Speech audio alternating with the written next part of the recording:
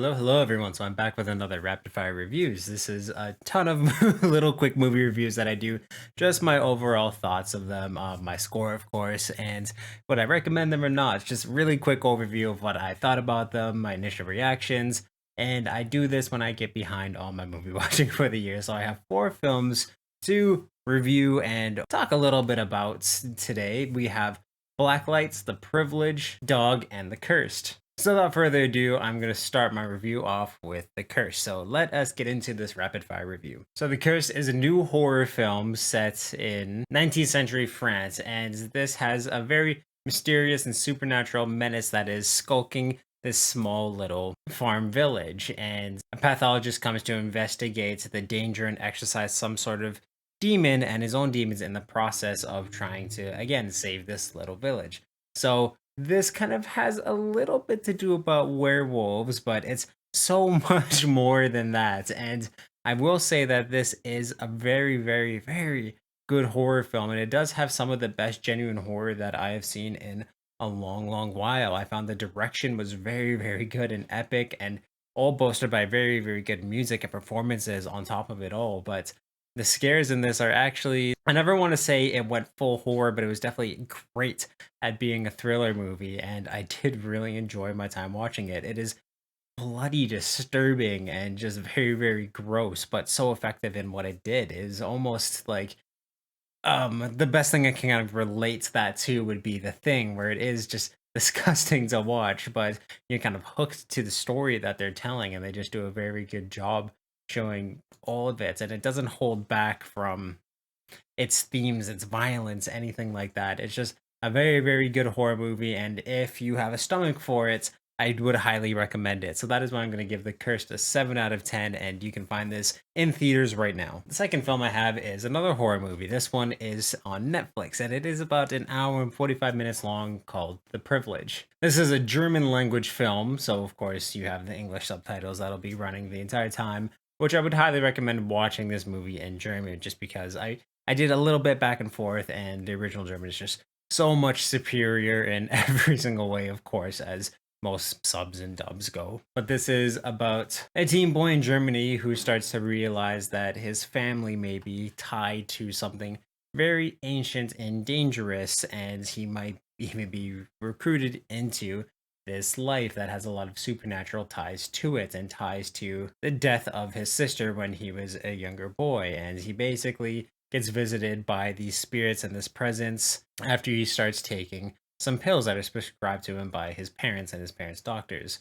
So it's basically him and a good friend of his start to realize trends of just basically their friends dying out of nowhere, and for reasons that they cannot explain. They end up just throats slit and dead on top of cars and car washes when no one's in the car.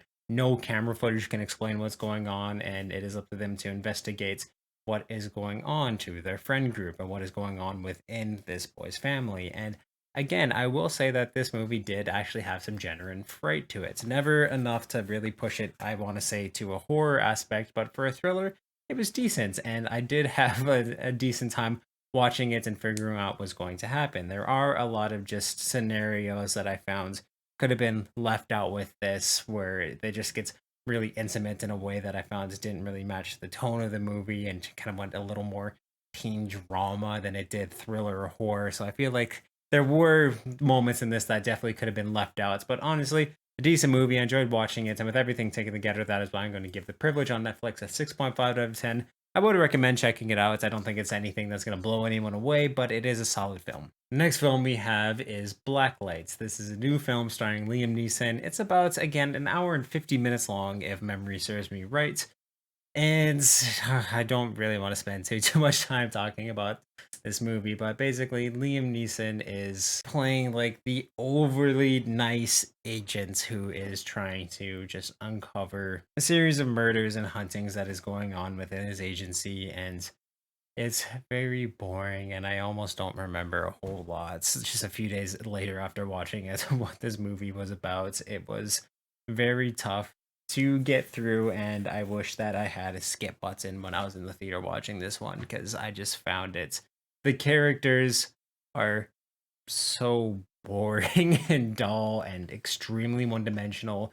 The action sequences are not even laughably bad. It's just really tough to sit through this movie and watch it. The music kicks in at all the weirdest times in this. I just found that this movie too just had absolutely no weight in its storytelling, in its messages, its themes, nothing like that. It was just extremely generic and done in a generic action film done in an overly generic way. It's just I can't recommend you see this film. This is kind of one of those films that you look at an actor when he's kind of aging into his years and you think that it might be time to retire if this is the best performance and characters that he can give nowadays.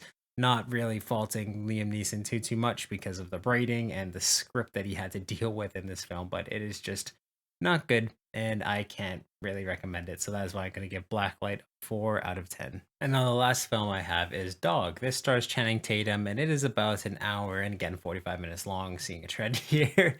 But he plays an ex-military member who is basically trying to get a job back in the military. He suffered brain damage on tour, and his first mission is basically to take a dog back to his owner who had passed away after his service in the military about 15,000 miles from his current location. And this dog, he, of course, himself served with, but suffered great PTSD and just a very scared dog after serving its time in the military. So it is a long road trip movie that I just found was very dull for the most part and had some weird directorial issues.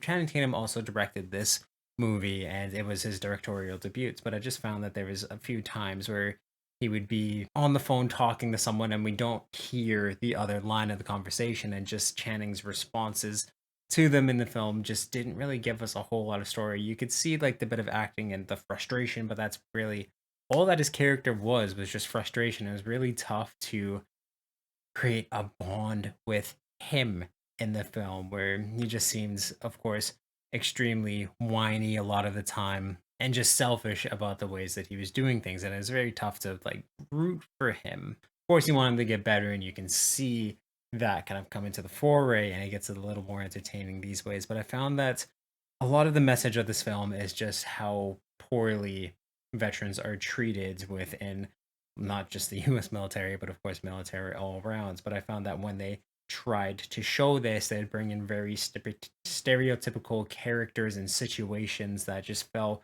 really flat and thin in the way that it was telling its message. And I feel like that was a shame, because this definitely could have been something a lot better and a lot more entertaining in the long run. And how those messages, again, were just so thin kind of baffled me a little bit. And even though it is a bit of a heartwarming story, you don't really get a lot of that until the near end moments of this film, where it's just kind of screw up after screw up and things that, again, Channing Tatum's character is doing that's just so tough to get behind or even find humor in it, like I found a lot of my audience did during the time. But I just unfortunately wasn't getting any of those. It was just really tough to get behind his character. And even though, like I said, this was a heartwarming film, I did like the overall message that it was going for, but just in the way that it told its story, very thin and lacking, I think, the emotion that this film needed to be effective. So I'm still going to give it a 6 out of 10. I feel like that might be a little generous, but again, I feel like there was something really heartwarming and special in this movie. So 6 out of 10 is my final review for it. But if you've seen any of these movies, please let me know what you thought of them in the comments down below.